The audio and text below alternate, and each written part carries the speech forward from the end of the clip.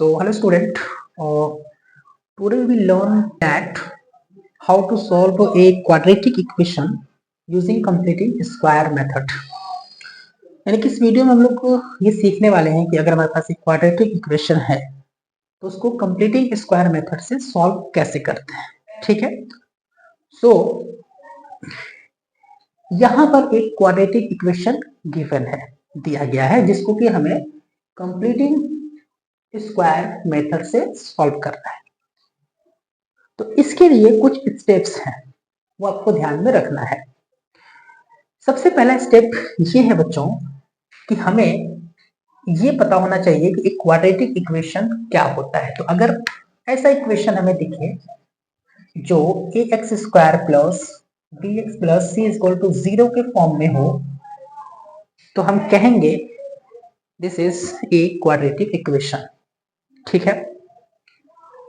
फिर a not equal to 0, a 0 नहीं होना चाहिए. अगर a 0 हो जाएगा यानी कि यहाँ पर अगर 0 हो जाएगा तो ये पूरा का पूरा एक्स स्क्वायर वाला जो टर्म है हमारा वो खत्म हो जाएगा. तो क्वाड्रेटिक का मतलब ये होता है कि जो वेरिएबल होगा है ना उसका पावर 2 होगा. ये कहने का मतलब हुआ कि क्वाड्रेटिक इक्वेशन है, इसको सॉल्व करना है, इसके रूट्स निकालने हैं using completing square method. Okay student, तो हम क्या करेंगे, सबसे पहला काम करेंगे कि ये एक्स स्क्वायर वाला टर्म है, ये एक्स वाला टर्म है and this is constant term of the particular quadratic equation. So हमारा जो फर्स्ट स्टेप होगा उसमें हम शिफ्ट करेंगे कांस्टेंट टर्म को, यानी कि यहाँ पर लिखेंगे on shifting to the constant term. ठीक है. On shifting to the constant term shift करिए, यहाँ पे इसको उधर ले जाइए. We will get 2x square minus 7x is equal to -3. ठीक है. फर्स्ट स्टेप हमारा हो गया. सेकेंड स्टेप क्या करते हैं स्टूडेंट कि एक्स स्क्वायर का जो कोफिशिएंट है उससे सभी टर्म्स में डिवाइड करते हैं. तो सेकेंड स्टेप क्या होगा, on divide in each term by 2. जितने भी टर्म्स हैं है ना उसमें हम क्या करेंगे 2 से डिवाइड करेंगे. 2 ही से क्यों, क्योंकि रूल ये है कि एक्स स्क्वायर के कोएफिशिएंट से डिवाइड करना है. तो we will get 2x square upon 2 minus 7x divided by 2 is equal to -3 by 2. So 2 से 2 cancel out होगा and we will get x square minus 7 upon 2x is equal to -3 upon 2. Okay. First step हमने apply कर लिया, second step apply कर लिया. Now we will apply the third step. Third step क्या होती है आप ध्यान रखेंगे. थर्ड स्टेप होता है कि जो x का कोएफिशिएंट है, यानी कि कोएफिशिएंट ऑफ x, जो x का कोएफिशिएंट है उसमें आप 1/2 करेंगे मल्टीप्लाई में, और जो भी आपको मिलेगा उसका स्क्वायर दोनों साइड में आपको ऐड करना है. क्या मतलब हुआ, x का जो कोएफिशिएंट है दैट इज 7/2, उसका हाफ का मतलब होता है 1/2 का स्क्वायर. तो क्या मिलेगा हमको 7/2 to the 4 का होल स्क्वायर, 7/4 दैट इज 7/4 का होल स्क्वायर हमको दोनों टर्म्स में नहीं बल्कि हम कह सकते हैं कि बोथ साइड में ऐड करना है. ठीक है. So we can write here that on adding 7/4 a whole square of 7/4 है ना in both the side. Okay, both the sides, दोनों साइड में हम 7/4 का होल स्क्वायर ऐड करने पर सो हमें क्या मिलेगा, we will get x square minus 7/2x plus 7/4 square is equal to -3/2 plus 7/4 whole square. Okay, so this is expression. ये जो एक्सप्रेशन है इसको हम लिख सकते हैं, we can write it x a square plus b square, this is -2ab, a square plus b square minus 2b. So what?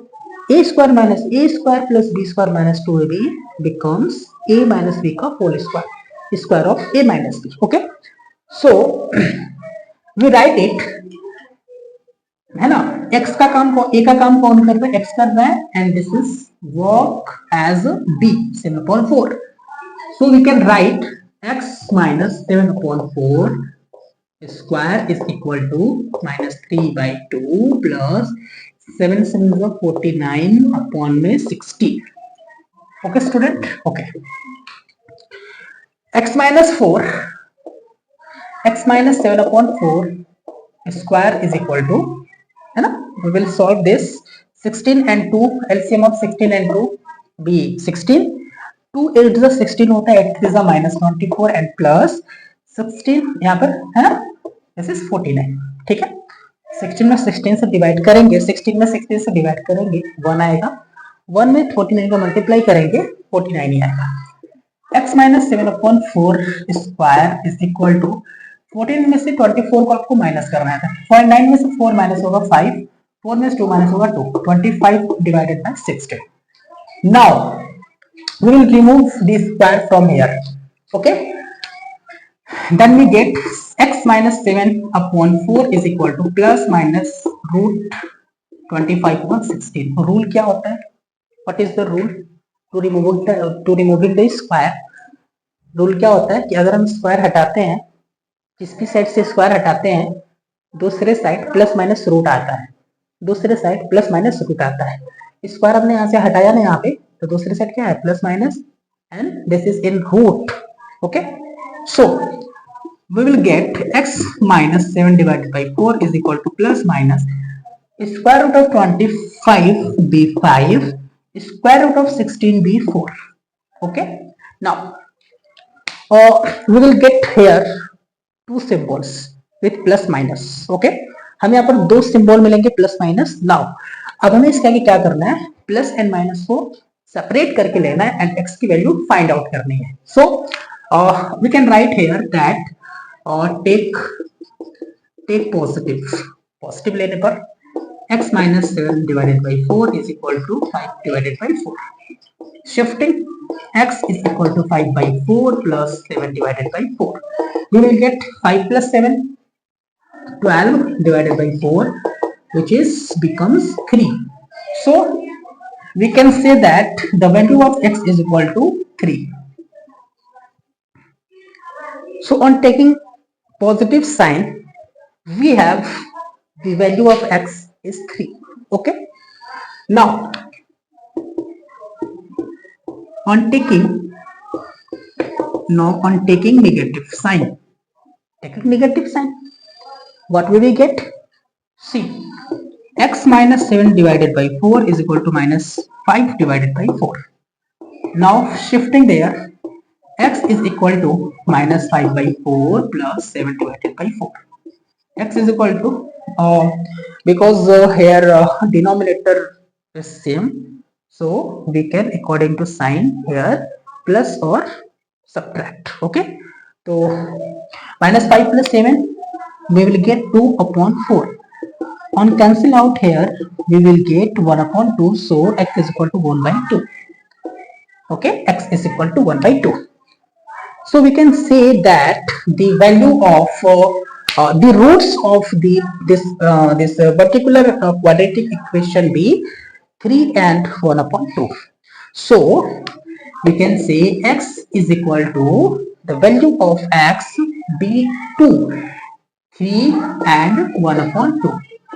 Okay, so this is the roots of this particular quadratic equation. तो ये है हमारे पास method कि how to solve a quadratic equation using completing square. यहाँ पे कुल मिलाकर के में 3 स्टेप्स होते हैं.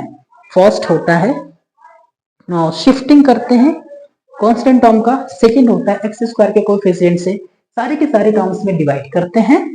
उसके बाद x का जो कोएफिशिएंट होता है उसका आधा करते हैं, उसका स्क्वायर हम दोनों पक्षों में यानी कि दोनों साइड्स में ऐड कर देते हैं.